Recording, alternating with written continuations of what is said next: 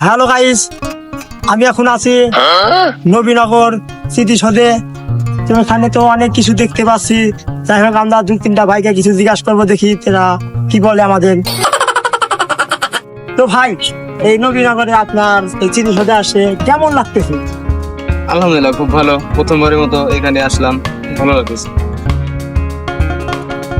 আরো কিছু বলেন। এখানে তো অনেকেই আছে, মানে ফ্যামিলি নিয়ে আসে, অনেকে গার্লফ্রেন্ড নিয়ে আসে, আবার অনেকে ধরেন আত্মীয় স্বজন নিয়ে আসে। তো আপনি কি সিঙ্গেল হয়ে আইছেন নাকি? না, আমি সিঙ্গেল, বিকজ ফ্যামিলি, সবাই ফ্যামিলি আছি, সবাই বন্ধু মিলে আসছি এখানে, খুব ভালো লাগতেছে।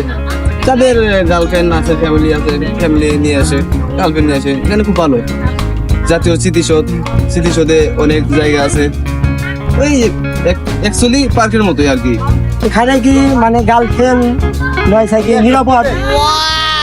নিরাপদ বলতে আমি এটা সঠিক জানি না, নিয়ে আসি না কোনোদিন। মানুষ বলে পট খায়, তারপরেও নিয়ে আসে আর কি। তবে ভালো হয়নি, খারাপ না।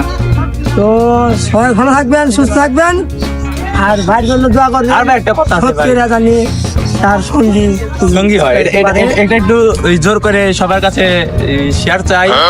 ভাইটা যেন এই কি একটা সাথী পায়, সাথী পায়। ভালো থাকবে।